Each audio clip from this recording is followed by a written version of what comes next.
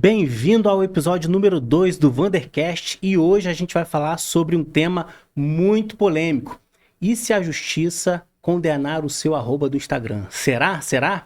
E eu tô aqui com o nosso convidado de hoje, Gabriel Moreira, especialista em marcas e patentes.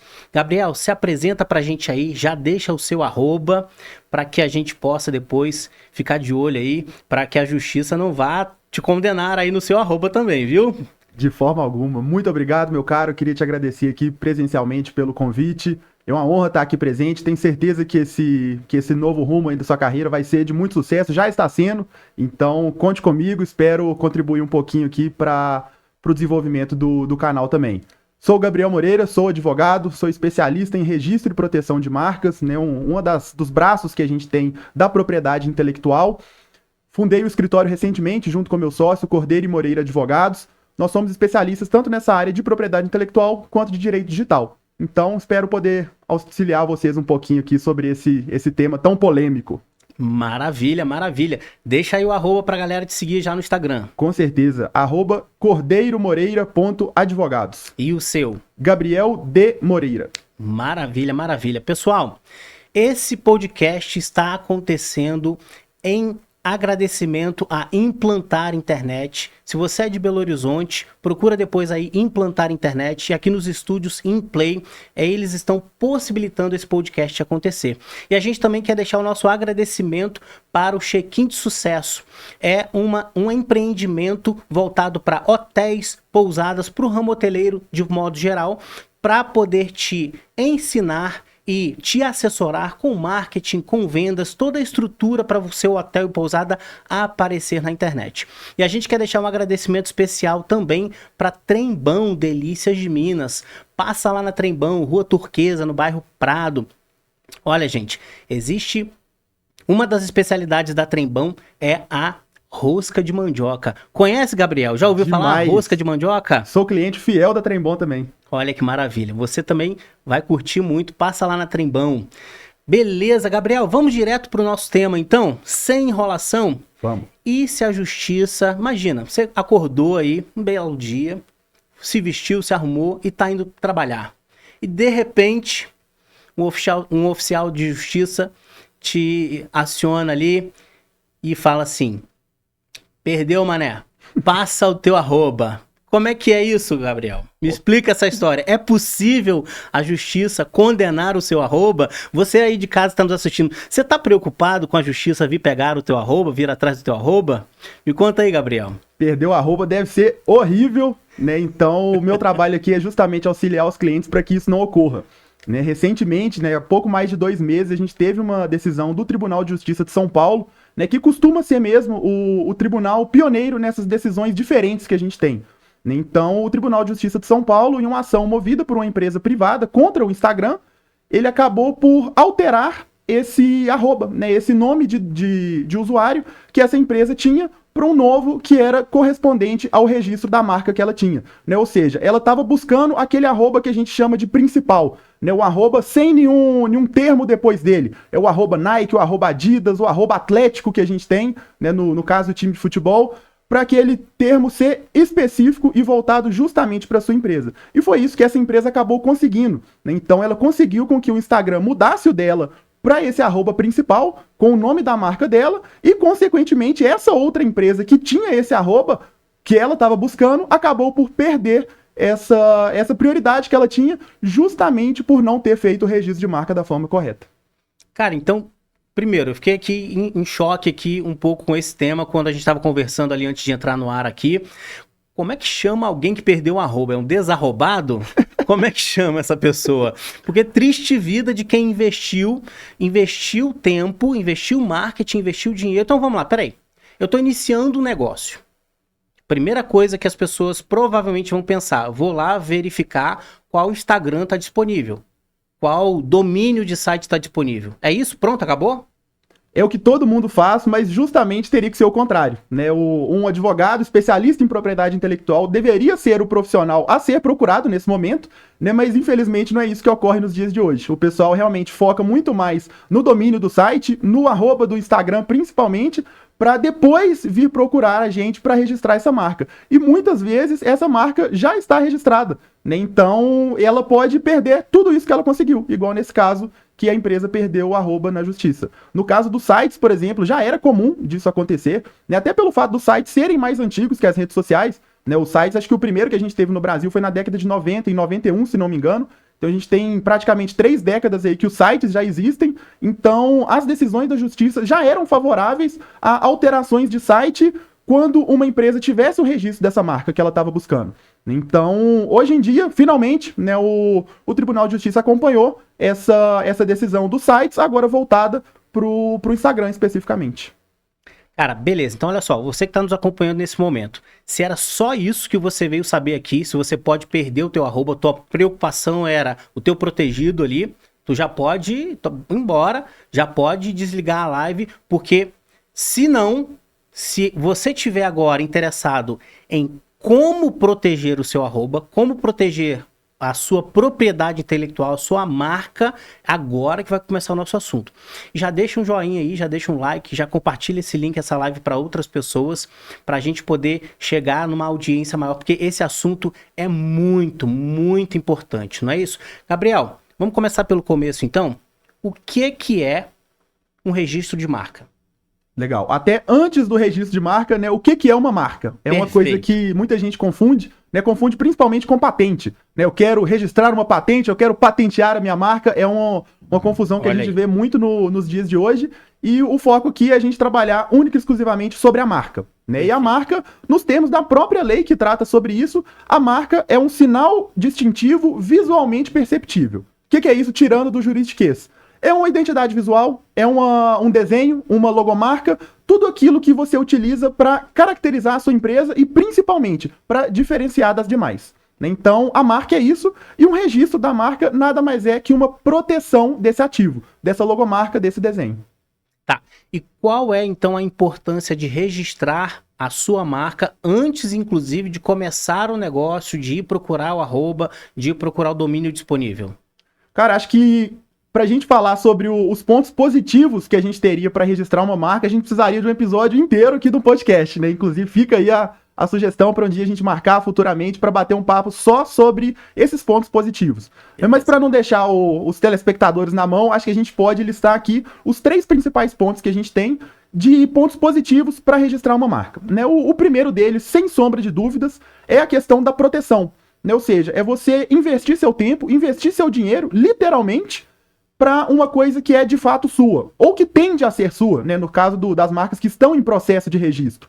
Então, o primeiro ponto é justamente esse, você investir em algo que você sabe que vai ser seu, ou tende a ser seu. O segundo, a questão da exclusividade, é você investir em algo sabendo que só você vai poder usufruir daquilo.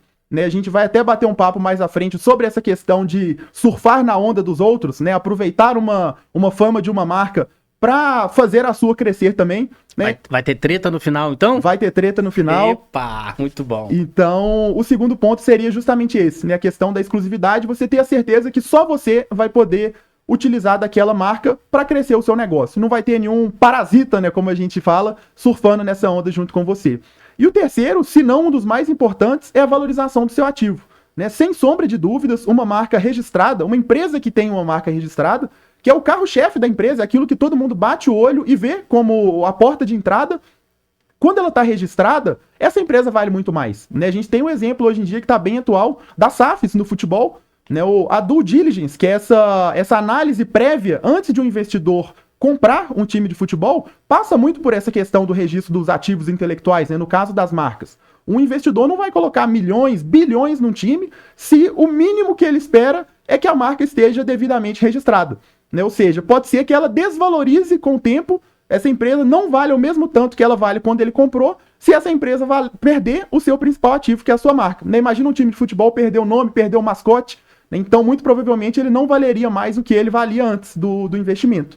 E às vezes não só essa valorização do ativo, mas a gente vê é muito comum hoje em dia, marketplaces, como no caso do Mercado Livre, da Amazon, exigindo esse registro para que lojas se tornem oficiais dessas plataformas. Né? Então, São 2 exemplos aí, o Mercado Livre e a Amazon, que já estão implementando essa questão de obrigatoriedade do registro para a loja se tornar oficial dentro dessas plataformas, né? Ou seja, sem o registro, você não consegue nem anunciar os seus produtos lá dentro. Então, além de tudo, além da proteção, da exclusividade, da valorização, você precisa disso até para comercializar seus produtos, para colocar no mercado aquilo que você sempre batalhou. Olha, bem interessante essa colocação que você fez aí da Amazon, das plataformas de vendas, né? Interessante, eu não tinha esse conhecimento. Eu vou até, inclusive, abrir um parênteses aqui para falar diretamente para o empresário, o empreendedor que está nos assistindo. Porque vou citar Flávio Augusto aqui. Ele sempre traz a visão de que o sucesso do empresário é ele, no ciclo final do negócio, vender o negócio. Ele não necessariamente precisa ficar a vida inteira no negócio. Então ele cria o negócio, ele gere, traz um crescimento e o maior marco de sucesso é ele chegar, e se ele vai vender ou não, é uma escolha dele, mas o maior marco de sucesso do empresário é: cheguei num momento onde eu posso vender a minha empresa, tudo aquilo que eu construí e valorizou, eu posso vender e ganhar mais uma grana naquilo dali, para começar outro negócio, para ter minha aposentadoria garantida, enfim, para diversos outros objetivos aqui. Tem o poder de escolha, né, sobre o que ele quer fazer. E aí, você traz para mim que uma das primeiras coisas que vão ser verificadas é se a marca está registrada ou não. Com certeza. Para ele poder fazer uma boa venda do seu negócio. Exatamente. Perfeito. Como é que funciona, Gabriel, o processo de registrar uma marca?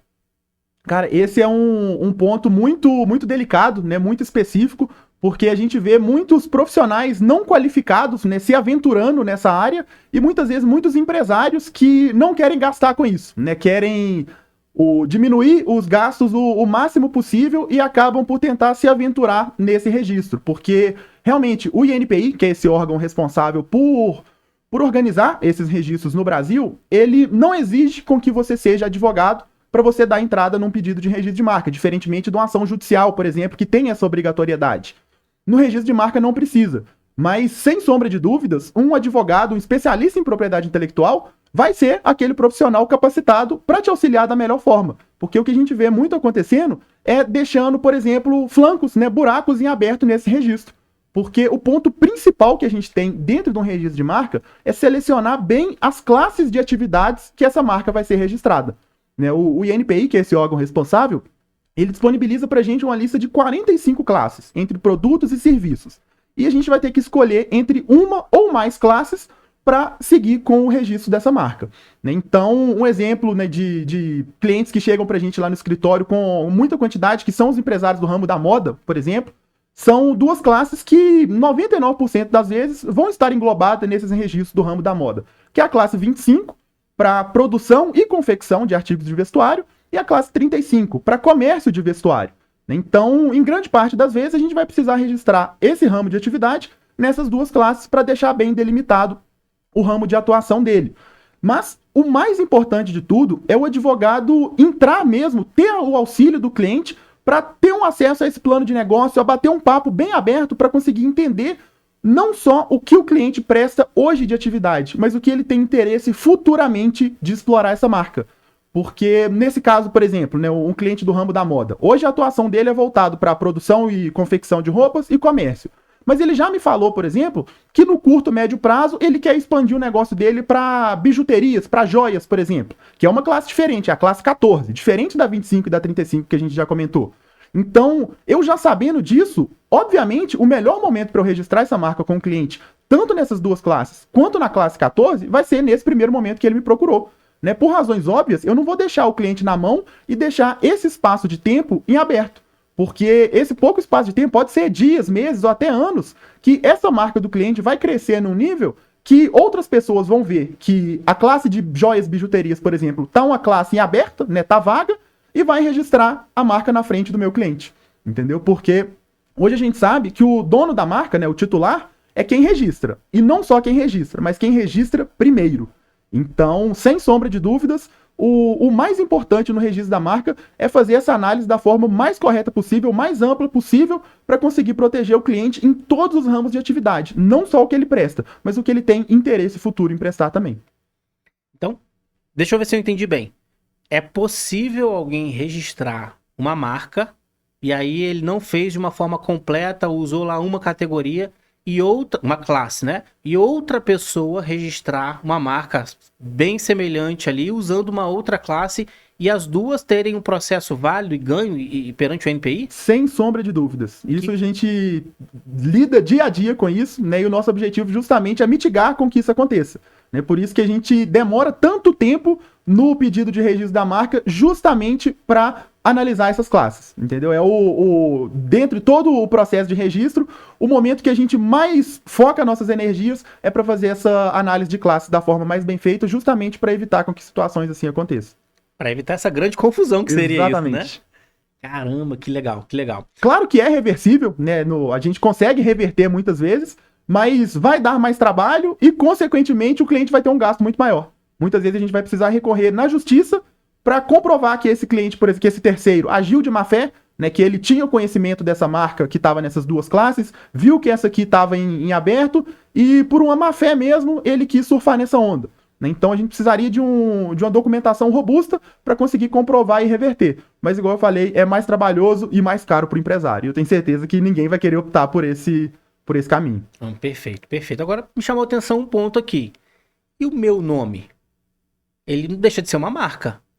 Quando eu estou usando comercialmente, quando eu estou divulgando ali, por exemplo, Vandercash, né? É o meu nome incluso aqui, não deixa de ser uma marca. Mas Vander Fernandes, ele é uma marca também? Ele pode ser registrado? Com certeza, pode e deve ser registrado. Né? Muitas vezes nós utilizamos marcas comerciais, né, com nomes que nós criamos para desenvolver nosso produto, nosso serviço, e a gente esquece que nós somos uma marca, né? Principalmente no seu caso, por exemplo, quando você utiliza o seu nome para vender cursos, para vender serviços, para vender um podcast, né, que utiliza o seu nome como a marca Vandercast.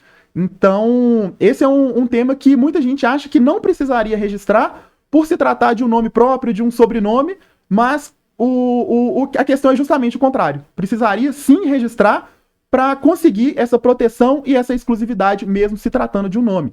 Hoje em dia, por exemplo, no ramo do sertanejo, a gente tem o Gustavo Lima. Por mais que não seja um nome mesmo, né, seja um nome artístico dele, mas não deixa de ser um nome e o nome mais conhecido no sertanejo brasileiro. Né? E com certeza ele registrou essa marca Gustavo Lima para festas, por exemplo, para bares, para restaurantes. E os outros Gustavos Limas do Brasil, que com certeza existem, eu já vi vários, eles não vão poder utilizar esse nome para essas atividades específicas. Né? Então, a gente tem bons exemplos que fazem isso. Né? Outro exemplo para o pessoal aqui de BH, principalmente para a mulherada, e para os homens espertos que gostam de agradar também, a questão da Luiza Barcelos, né? Uma loja famosa, né? O nome de uma das donas, que virou referência nacional em venda de sapatos, em venda de acessórios para as mulheres. As demais Luizas Barcelos também não vão poder utilizar essa marca para esse ramo específico. Né? Em nível global, a gente tem vários outros exemplos, né? O Ferruccio Lamborghini, Enzo Ferrari, William Colgate, Henry Ford, todos aqueles que utilizaram do seu nome ou do seu sobrenome para criar uma marca globalmente conhecida. Né? E que se eles tivessem pensado lá no início que eles não precisariam registrar a marca por se tratar de um nome, de um sobrenome, talvez a marca não teria tanta essa força e esse reconhecimento que ela tem hoje. Agora eu vou embolar um pouquinho, ou desembolar a minha cabeça aqui. E um cara que já tenha o seu nome ali, começou a usar comercialmente, e entrar nessa questão do arroba. Tem outra pessoa, por exemplo, aí ele foi lá, deu entrada no pedido de registro de marca. E tem outra pessoa que isso provavelmente vai ser muito comum. Tem outra pessoa usando aquele arroba com o nome semelhante, o nome igual nesse caso. E aí, como é que fica essa história? Ótima pergunta. A decisão que a gente teve na justiça foi única, né? A gente teve uma pioneira nesse sentido e, muito provavelmente, agora a gente vai ter várias outras decisões nesse sentido. Não só no Tribunal de São Paulo, como no Rio, no de Minas, que costuma seguir essa ordem. Então, muito provavelmente, esse vai ser o próximo passo para a gente entender qual que vai ser o posicionamento da justiça nesse sentido. Né? Porque a gente estaria falando não só de uma marca, mas também de um direito à personalidade, que é o direito ao nome. Então, como que vai ficar esse caso? É uma questão que realmente vai ficar para os próximos capítulos, que a gente vai depender da decisão da justiça, como que ela vai entender esse caso. A briga vai ser boa e você viu primeiro aqui no Vandercast, viu? Bordão. Bordão, também é interessante registrar? Não? bordão, infelizmente, pela lei de propriedade industrial, não é registrável como marca. Né? Então, no caso do McDonald's, por exemplo, o amo muito tudo isso. O McDonald's não pode ter a exclusividade sobre esse bordão, sobre esse slogan, essa frase como propaganda. Mas, em contrapartida, isso não quer dizer que um concorrente possa utilizar esse bordão. Né? O Burger King, por exemplo, não vai poder utilizar um amo muito tudo isso, porque ele já está voltado 100% para um concorrente direto, que é o McDonald's. Então, o fato do McDonald's não poder registrar esse slogan, esse bordão, não quer dizer que outros concorrentes vão poder utilizá-lo, porque isso aí a gente já vai tangenciar, por exemplo, na questão da concorrência desleal, que é outro ponto super delicado e super comum nos dias de hoje também. Olha só, bacana, interessante. Esse papo tá desenrolando aqui em vários cuidados necessários na etapa de planejamento do negócio, antes Sim. de abrir a porta para começar a vender. Porque senão lá na frente eu posso ter um baita prejuízo. Com certeza. Tá, beleza. Registrei a minha marca. E aí? Quem é que cuida? Quem é que fica vigiando o arroba dos outros aí? Quem faz esse papel de olheiro? Deveria ser o profissional que você contratou para fazer isso, né? Mas muitas vezes a gente vê que não é isso que acontece, né? Então, igual eu comentei mais cedo, muitos profissionais se aventuram nessa área e muitos empresários se aventuram nessa área também. E acham que depois que ele conseguiu o registro da marca, ele pode despreocupar, ele pode deixar para lá que essa marca é dele pro resto da vida. Mas também não, né? A gente precisa ter um controle mesmo depois que essa marca foi concedida, né? De cara aqui eu já consigo listar 3 exemplos que a gente tem que prestar muita atenção para que não aconteça com você. Né? Se a marca foi registrada hoje, por exemplo, a gente ainda tem um prazo de 6 meses para que terceiros possam apresentar um processo administrativo de nulidade contra essa marca. Ou seja, consegui minha marca, está registrado, o INPI me mandou o certificado, tudo certo. Asterisco, tudo certo, vírgula. Ainda tem 6 meses que terceiros podem derrubar essa minha marca por qualquer motivo que seja, né? Por achar que o INPI errou nessa concessão, né? Porque ele teria uma marca semelhante, por exemplo, que essa marca seria parecida com outra, que esse registro foi equivocado. Então, dentro desses 6 meses, é essencial ficar de olho, ficar acompanhando de perto esse processo para ver se isso vai acontecer. Se acontecer, defender o cliente da melhor forma possível, né? Que esse registro, na verdade, foi concedido da forma correta. Outro ponto, a questão da caducidade. Né? Uma marca concedida hoje, a partir de 5 anos da data de concessão, terceiros podem requerer uma caducidade dessa marca. O que isso significa? Também uma tentativa de derrubar essa marca quando ela não está sendo utilizada. Né? Esse instituto jurídico visa justamente evitar com que empresários consigam o registro da marca e sentem em cima dela, sabe? Para evitar com que outros utilizem. Ninguém vai utilizar, por exemplo. Mas então, essa opção da caducidade é justamente isso. Quando você vê que uma marca está bloqueada ali, está registrada, mas ela não está sendo utilizada no mercado, se já passaram 5 anos do registro dela, a caducidade pode ser invocada. Né? E se for invocada, o titular do registro vai ser notificado para ele responder essa caducidade e comprovar documentalmente que ele vem utilizando a marca nesses últimos 5 anos. E por fim, a questão da prorrogação do registro. Né? A marca, a partir do momento que ela é concedida, ela é sua pelo prazo de 10 anos.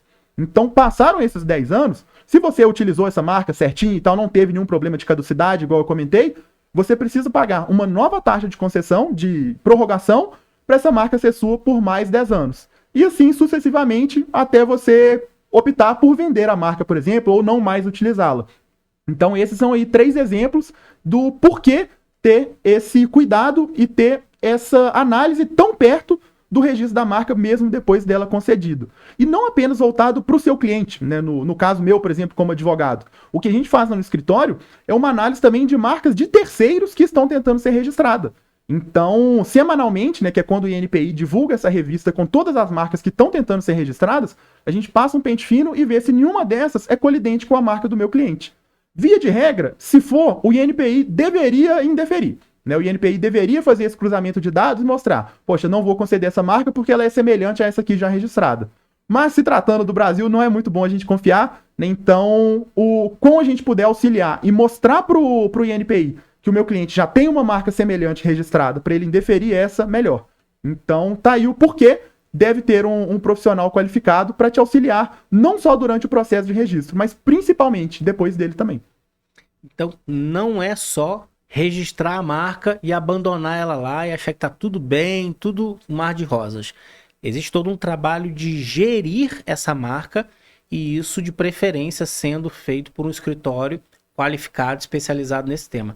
Só do que você já falou aí, ó, eu fiquei até com medo, até arrepiei aqui, ó, o INPI libera semanalmente uma revista. Isso é impresso não, né? Pelo amor de Deus, né? Não, é digital e nos primórdios, na época que eu era estagiário ainda, essa análise era feita à mão, no famoso Ctrl F. Então essa revista tem aí mais de 4, 5 mil páginas e a gente pegava marca por marca dos clientes, né? Pegava às vezes até o radical da marca, porque se pegasse a marca inteira não poderia achar uma colidência, mas pelo radical, por metade da marca, a gente poderia achar algo semelhante. Então a gente ia uma por uma no Ctrl F, mas hoje, graças à tecnologia, a gente já tem um software super avançado que nos auxilia a fazer esse cruzamento de dados. Maravilha, maravilha. Ufa, hein? Que alívio. Agora, Gabriel, encontrei alguém fazendo um uso indevido da marca que é minha, está registrada. O que fazer? O primeiro ponto que eu sempre recomendo para os clientes é tentar resolver essa situação de forma extrajudicial, né? Ou seja, sem buscar a justiça ainda. Porque a justiça é demorada, é morosa, é cara, muitas vezes, para a gente dar entrada, tanto nos honorários do advogado, quanto da guia de entrada do processo, mais sucumbência no final, mais o tempo que você vai esperar. Então, a gente podendo conseguir resolver essa situação de forma extrajudicial, melhor. Então, a gente já conseguiu êxito em várias ações de forma extrajudicial. A gente manda uma notificação extrajudicial para quem está utilizando essa marca de forma indevida, mostrando, né, que o cliente realmente tem esse registro da marca, o certificado está aqui para essas classes e você está utilizando para a mesma coisa, então você está utilizando de forma indevida. Ou você muda agora, ou a gente vai entrar na justiça. Como se fosse uma forma de ameaça, mas para mostrar que realmente os direitos do cliente devem ser resguardados. Se mesmo assim ele não parar de utilizar a marca, aí realmente a única opção que nos resta é recorrer à justiça com um pedido liminar, né? Aquele pedido que a gente fala que é antes da decisão do processo, para a gente mostrar para o juiz, olha, essa marca é do meu cliente, ela está devidamente registrada, e esse aqui, sem o registro da marca, está utilizando para as mesmas atividades. Então, essa marca deve ser pausada até a finalização do processo, por exemplo. E que a gente costuma ter muito êxito também quando a gente consegue comprovar documentalmente tudo isso que foi comentado, né? O registro da marca e principalmente a utilização de forma indevida. E aí essa preliminar aí, ela sai favorável à marca do seu cliente, por exemplo. Ele é notificado pela justiça, ele tem um prazo, qual é o procedimento na prática, assim, para ele, que ele tem ali de prazo, de tempo para se preparar, porque ele vai ter que mudar o arroba, ele vai ter que tirar o logotipo dos uniformes, ele vai ter que tirar da fachada, ele vai ter que tirar do site, enfim. E ele vai ter que arrumar uma nova marca, inclusive. Né? Com certeza. O que, não sei você aí que tá assistindo a gente, eu sou péssimo para escolher nomes. Péssimo. Então, eu sempre conto muito com a ajuda do GPT e tenho uma boa assessoria para escolher os nomes, para poder iniciar qualquer que seja o projeto. Então, dependendo da pessoa, não vai ter uma facilidade de escolher um nome assim, né, da noite pro dia. Então, até mesmo antes de você responder em relação ao prazo, me ocorre aqui o seguinte, cara, e às vezes tem toda uma história que tá atrelada, tem todo um vínculo emocional, aquela coisa às vezes que foi em homenagem à avó, que alguém chegou e disse alguma coisa, olha, você tem cara daquilo, você parece um herói da Marvel que tem uma garra de adamantio, parece você, pequeno guerreiro. E aí vem um nome assim, de repente, né?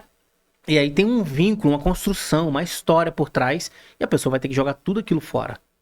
Quanto tempo ela tem no caso de ocorrer uma decisão desfavorável a ela, essa pessoa que está fazendo o uso indevido? Cara, e esses, sem sombra de dúvida, são os casos mais tristes que a gente recebe no escritório, né? Principalmente quando a marca tem que parar de ser utilizada, e isso vai doer muito mais no coração do cliente do que no bolso. Né? Igual você comentou, às vezes é um nome que foi feito pela avó, que já está falecida, pelo irmão que já não tem contato mais, e foi o único presente que ele deixou. Então, isso é muito triste pra gente como advogado, quando a gente vê que realmente, por um descuido do cliente, né, por ter deixado para um segundo momento, por achar que agora não é o momento de registrar, depois eu faço, o meu dinheiro está alocado em outras coisas nesse início de projeto, né, e pode chegar nesse momento de ter que parar de utilizar essa marca tão importante. E questão do prazo, não tem uma determinação legal de qual prazo essa pessoa tem para parar de utilizar a marca. Isso varia muito do juiz que vai dar essa decisão, né? Mas a gente já viu, por exemplo, de 5 a 30 dias. Então, nos casos mais graves, aí, quando a concorrência desleal é tão evidente, né, o juiz não costuma ter muita paciência, não, sabe? Pô, tá surfando tanto na onda do outro, tá tão claro que isso é um uso indevido de marca, que em 5 dias você tem que parar de utilizar isso, por exemplo. Né? E quando é uma coisa assim, mais discutível, mas já está tangenciando para quem entrou com a ação, costuma ter um prazo um pouco maior. Cara, vamos fazer uma calculadora aqui. Eu vou pegar a colinha da calculadora mesmo aqui, ó. Tô com o celular aberto aqui. Vamos fazer uma calculadora de prejuízo aqui ao vivo, galera, ao vivo, para a gente entender a dimensão, a importância, o tamanho da possibilidade de prejuízo por não ter feito o registro de marca lá no começo. Vamos colocar com um próprio logo, uma própria marca redesenhada, tem que ter um planejamento estratégico por trás. Isso aí não vai sair por menos de R$5.000 um bom projeto, tá? Vamos colocar aqui, vai me ajudando aí. Vamos colocar um domínio de site aí, R$40 só no primeiro ano, tá? Vamos supor que seja um domínio .br. Vamos colocar também um ajuste no site. Vamos supor que ele não precise trocar tudo no site, mas ele precisa ajustar alguma coisa e pode ser que ele tenha que ajustar, inclusive, cores. Vamos supor que esse cara escolheu, vou botar um ticket aí de atendimento web aí, eu vou botar por baixo aqui R$200 para ele trocar o logotipo no site dele. Fachada Não, de loja? calma aí, rapaz. Nem Calma chegou aí, ainda. vai assustar o cara que tá ali assistindo o negócio. Fachada de loja. Se for aquela bonitona, né? ACM, aquele metal adesivado e tal, com um logo expandido, né? Com letra caixa, enfim. Já fiz alguns projetos aí em parceria com gráfica, e aí a gente gosta de falar bonito assim, pra ver se o cara... Pra se exibir muitas vezes, né? Mais uns R$10.000, Tá bom. não sai menos do que isso, Por baixo. dependendo, por baixo, né? Beleza. Mas, uniforme, cara. Aí eu vou deixar assim, eu tô consciência. Vamos colocar por baixo, você tem aí uns... Você não vai dar um uniforme só pro cara da equipe, né? Tem que dar uma revezadinha, né? Então vou colocar aqui duas camisas aí, uma equipe de 10 pessoas, não deve sair por menos de uns R$2.000. Eu não sei se eu tô defasado nisso ou não. O que mais, Gabriel? Papelaria? Nossa. Vamos lá. Bota assim um cartãozinho, um panfletinho, Tá bom. um crachazinho Básico? básico, né? Não sai por menos de R$5.000 essa brincadeira aí, tá? Cartão bonito, apresentável, Sim. né? Tem como calcular a parte do prejuízo de branding aqui? Tem um cálculo para isso, né? Eu vou poupar vocês. Eu vou colocar aqui por baixo. Branding, que eu falo é o seguinte, vamos lá.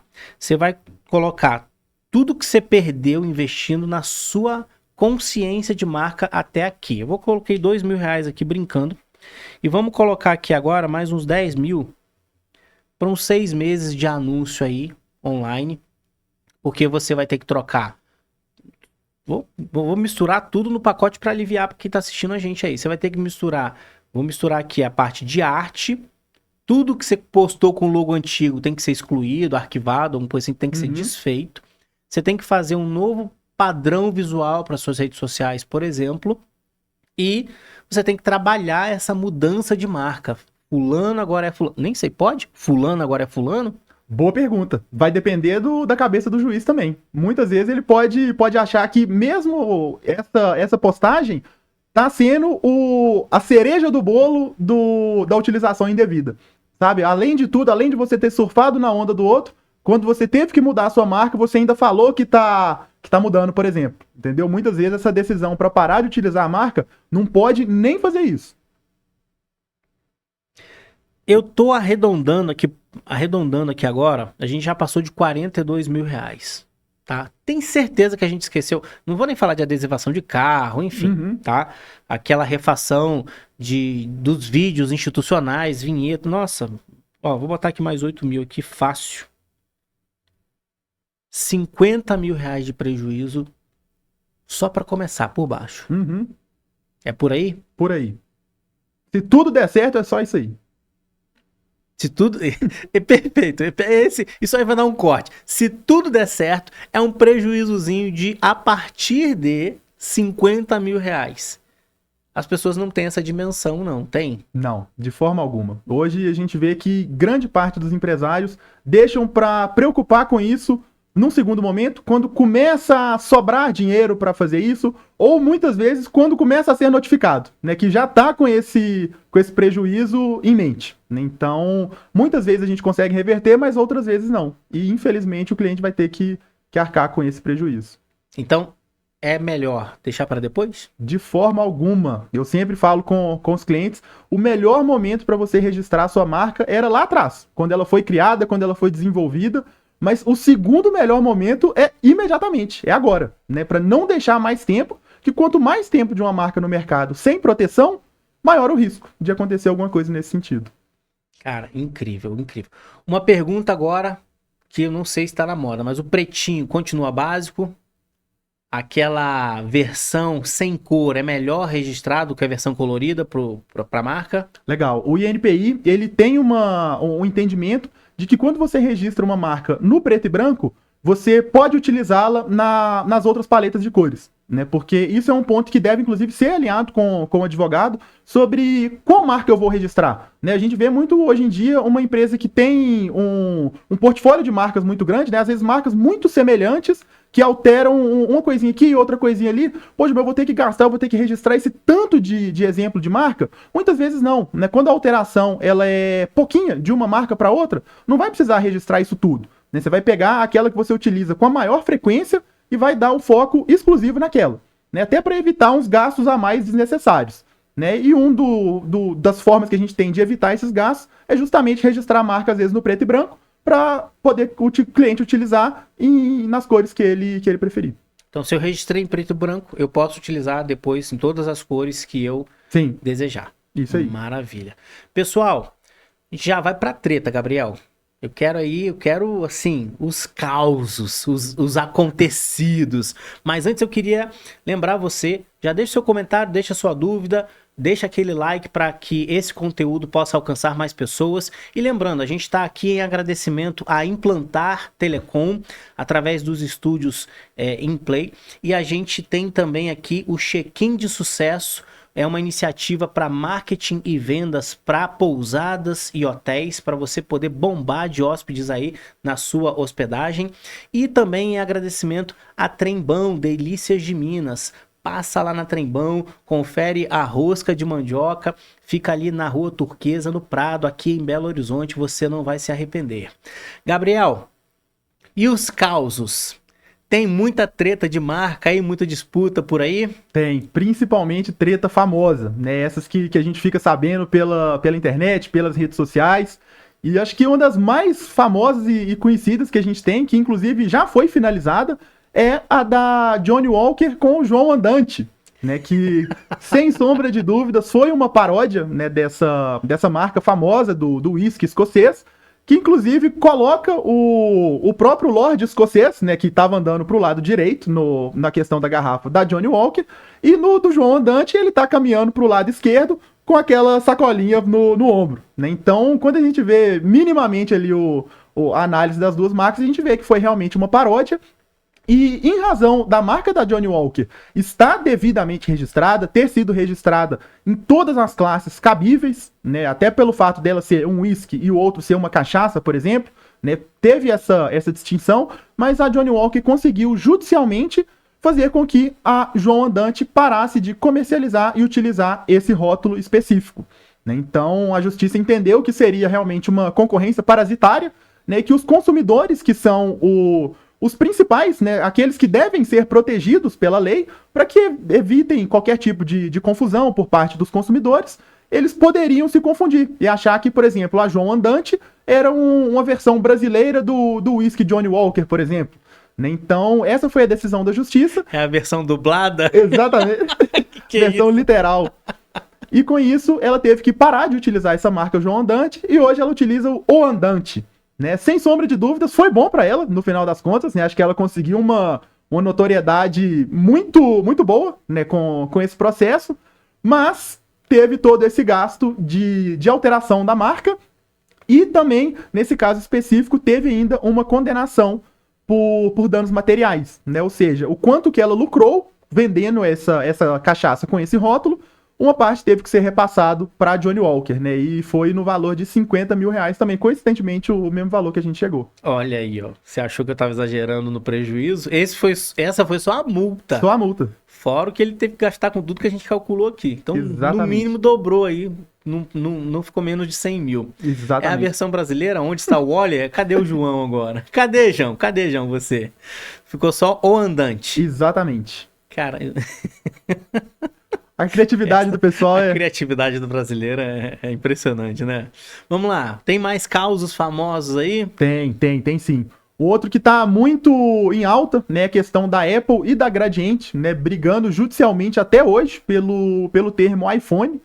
Né, o STF tava para julgar esse processo no final do ano passado, mas pela notoriedade, né, pela importância desse tema, transferiu o julgamento que seria virtual para um julgamento presencial, né, que é feito só nos casos realmente muito importantes, para esse ano. Né? Então pode acontecer a qualquer momento esse julgamento.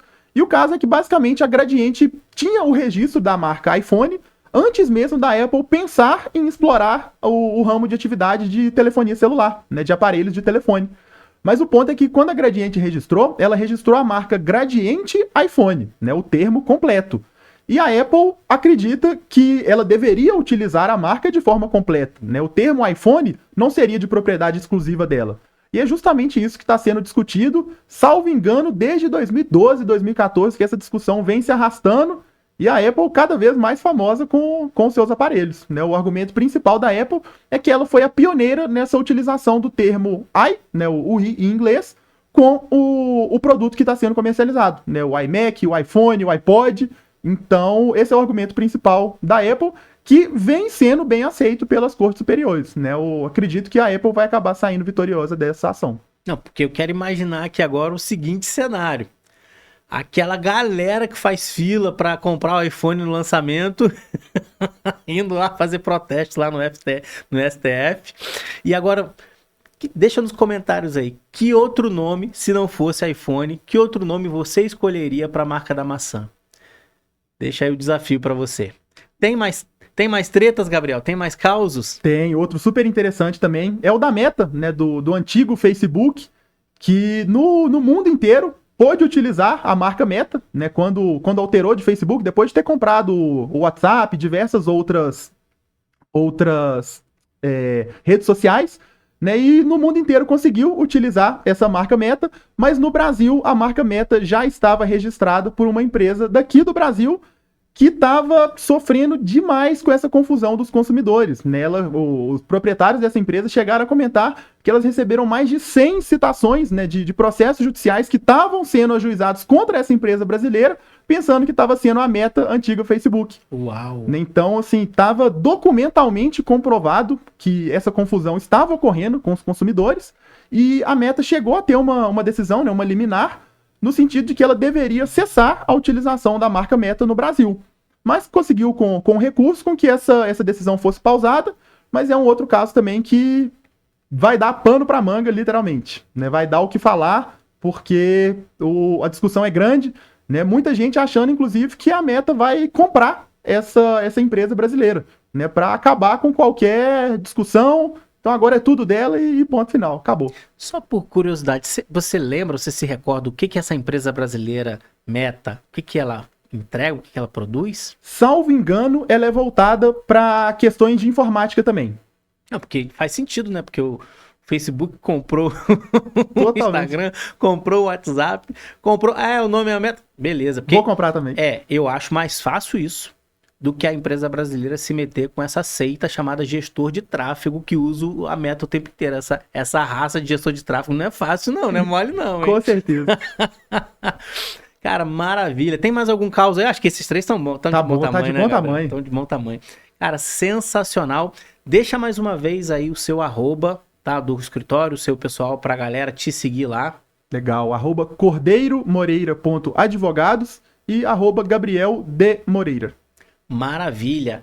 E agora, para você que está nos assistindo, ficou aqui firme até o final com a gente, nosso próximo episódio, já que nós estamos falando de marca, a gente vai falar sobre marca pessoal. Eu vou trazer aqui uma consultora de imagem, seu mulambo, para você aprender a se arrumar direito, a se vestir de acordo com a ocasião, porque a imagem ajuda a vender.